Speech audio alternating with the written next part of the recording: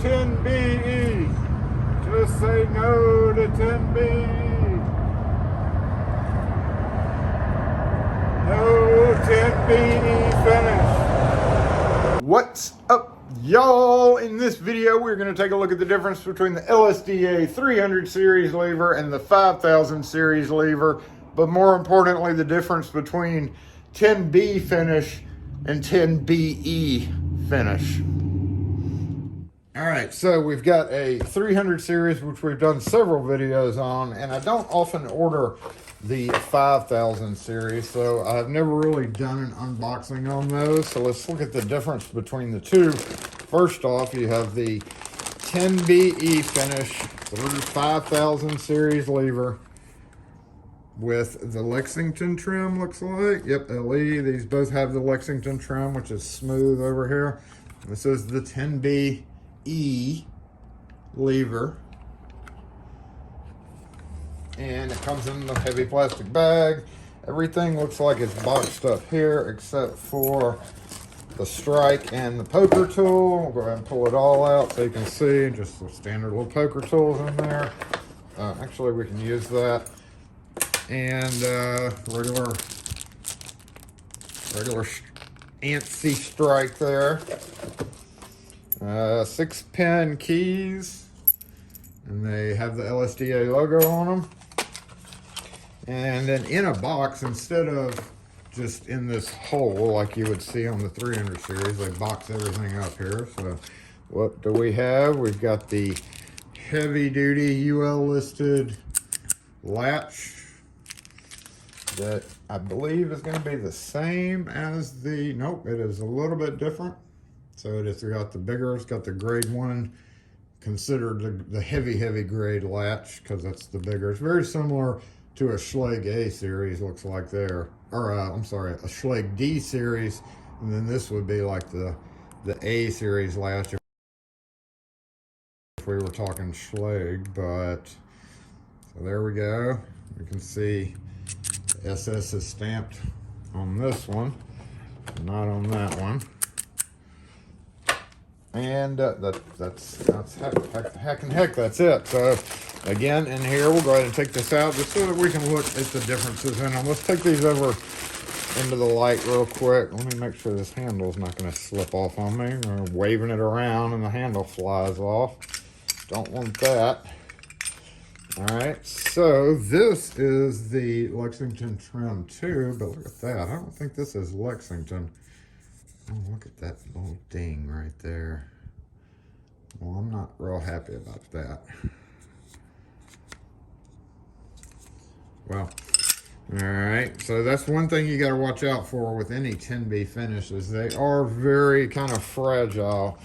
But look at the difference. Let's go over in the sun.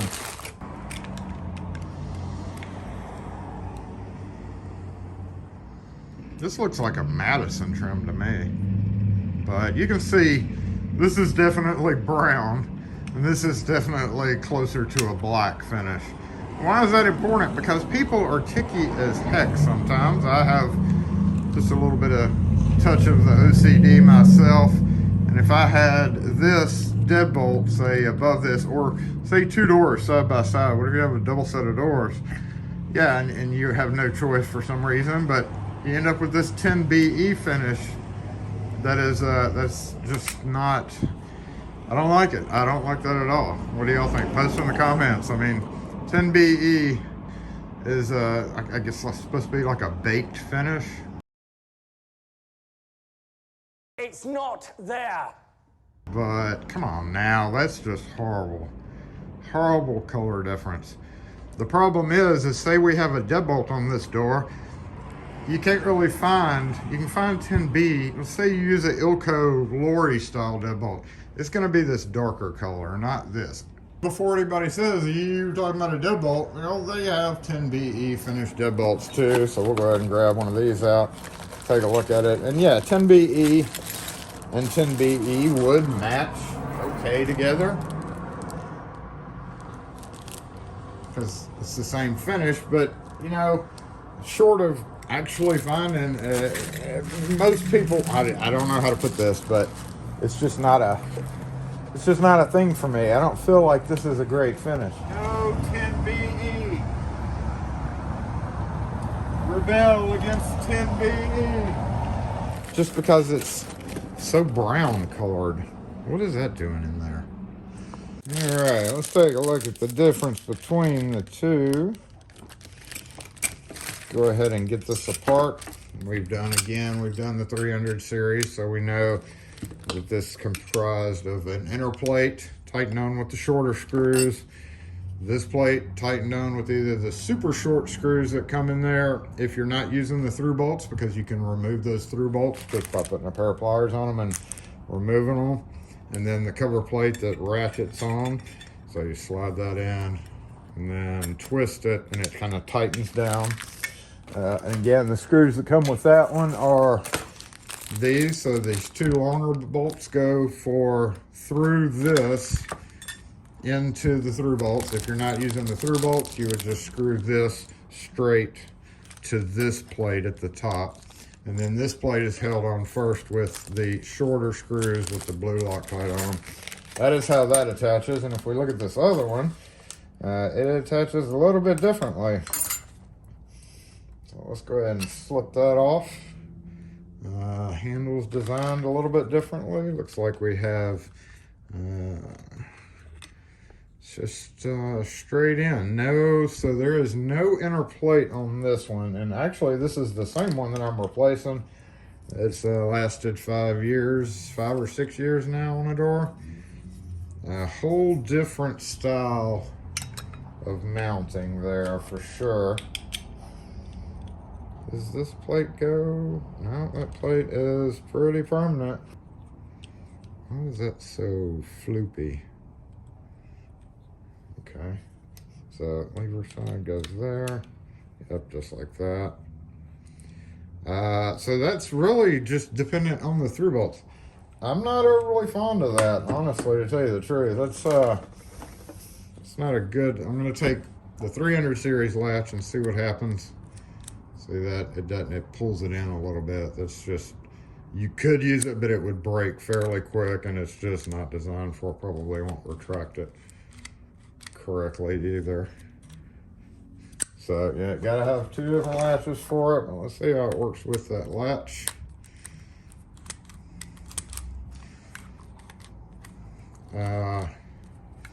So what am I seeing here? Wait a minute.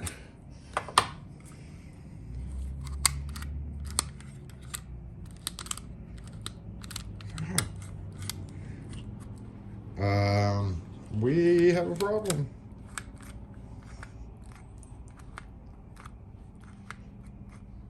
That's super, super gritty handle. What in the heck's going on with this? Look at that. It doesn't even return. Well, let's try it on this way. Look at that. That is definitely not supposed to happen with a new in the box lever handle. So I guess I'll be returning this one. All right, now I'm curious as to what's wrong with it.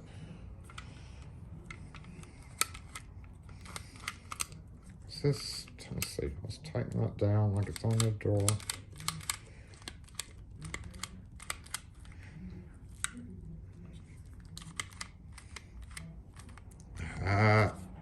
Maybe it was because it was pushing, but no. Well, so there you go. There's the difference between the 300 series and the 5000 series. This was not how I wanted to end this video by any means, with a defective lever, or a lever that's not working real great, because it's supposed to do this. Look at that. Good solid feel. Spring cage. Behind that, this has its own independent spring cage as well. This one may as well too, but let's see.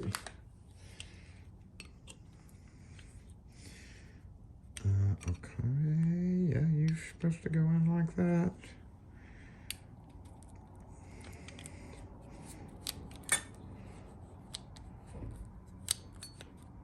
Okay, hold up now. We're gonna go put this on the door because something's really messed up about this. Alright, so to adjust a 5000 series to a thinner door, you would take your outside lever off, turn the key, take your outside lever off, pull it out, set that down, and then you want to take this off, hold it, and then just screw that down.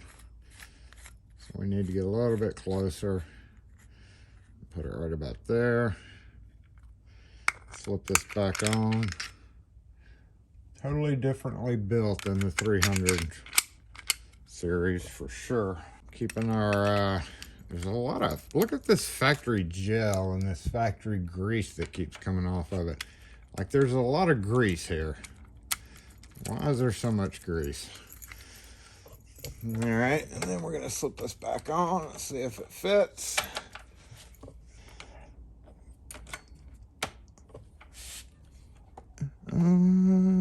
Yeah, that should once we tighten it down. So again, I'm using some temporary screws here.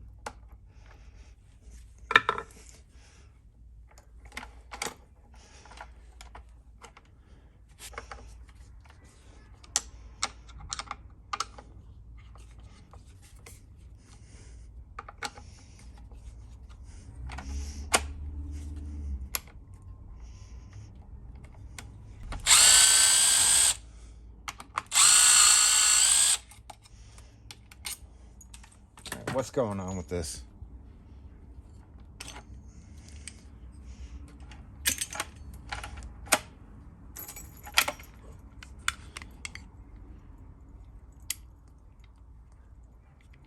Why isn't the button coming out? Oh my gosh.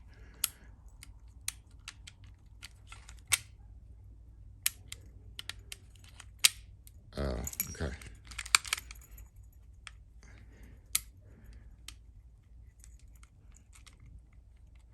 Did they put, oh my gosh. Hold on. We're having massive problems. I'm even giving up on this. Okay, we're gonna give up totally on what was just happening over there. If we look at this, it looks like this has been messed with before. And typically when you're having problems with the inside button pushing down or doing it, it's usually because of the tailpiece. But this came with, okay, let's look at this cylinder. The cylinder that comes with this. Now, of course, you can always switch out cylinders like this, but this kind of cylinder, what does that remind you of? That reminds you of a Marx cylinder right there with kind of a special tailpiece that is unique to itself. I hate to say it, y'all, at this point, but I would entirely stay away from the 5000 line. They're more expensive than the 300 series. They don't have as many screw fastening points, which may not seem all that bad, but it is kind of bad because the one that I'm replacing today is a 5000, and hopefully I'll get it back in the shop and we can take a look at it. So here's how the button's supposed to work.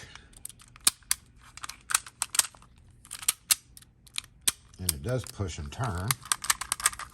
Now this particular lock was not, when you pull the handle, because you got to pull on this handle, see how it's not So pulling the handle, not engaging, pushing in the handle, and it's engaging. But when you pull on the door, so there's something that's separated in here to cause it to not engage. Pull, push, pull. So that doesn't really work out well for a door that you have to pull open. But yeah, the button is definitely turnable and pops out. Okay, let's go. Click. Click. Is this broken, or is it not supposed to come out further?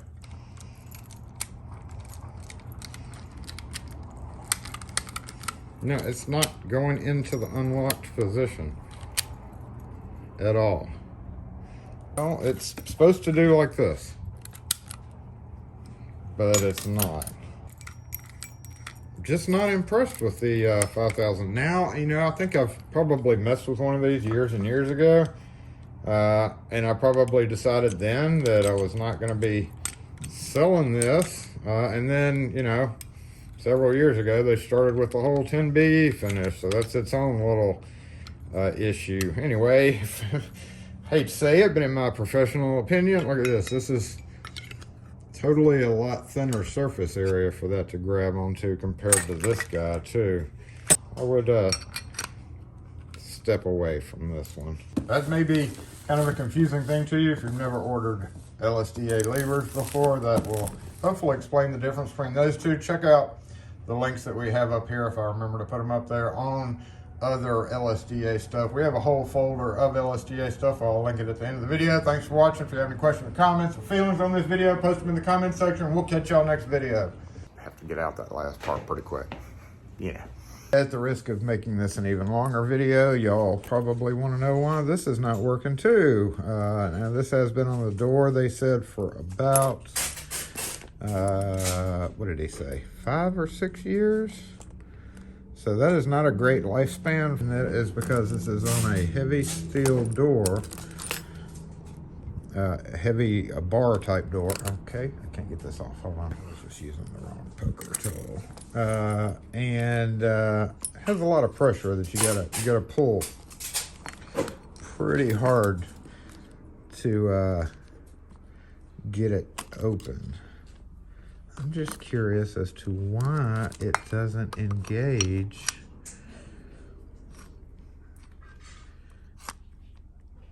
Like, what's making it? Let's try it without the cylinder. Yeah, it's grabbing. Okay, it's grabbing right there. This must be a thing for holding that steady. It's still working, but if you pull, it doesn't. I don't know what's causing that. That's super weird, honestly, because I don't see anything. Like, what's the disconnect there that's causing that to do that? Oh, there we go. Look at that.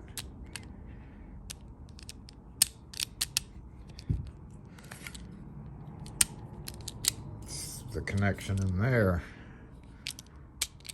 Okay, hold on. I'm glad some of y'all are tolerant of my longer videos, because this was certainly just supposed to be a bitch about 10BE and to quickly show the difference between the two levers. But you see what this has turned into, so we have to do some investigating here, right? I don't want to say at the end of this video, if you want to see it, I'll do a different video. Oh, screw that. We're just going to do it all in one.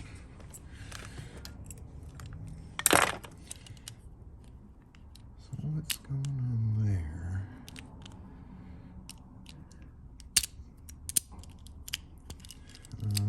Okay, let's get this off. Take that out. Take this thing off.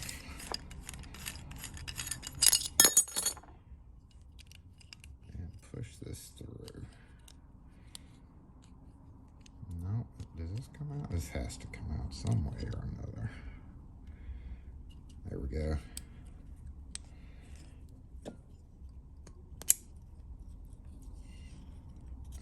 Okay. Is that the only thing that's doing that? Is it slipping past that notch, maybe? Oh, God, I should have put rubbers on for this one. Oh, I think we got our retainer caught in here. Interesting. All right, so we can fix that. Let's just pull it here. There we go.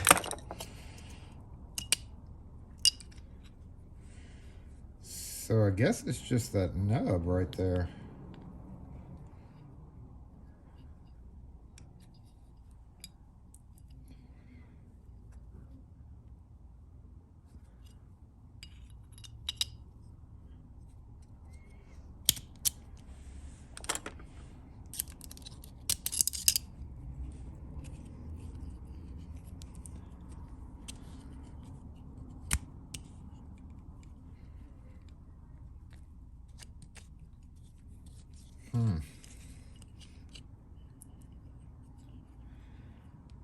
Well, either which way, it's a deadlock.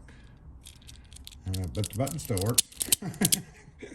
It may be 5+ years old and don't work real well, but the button still works.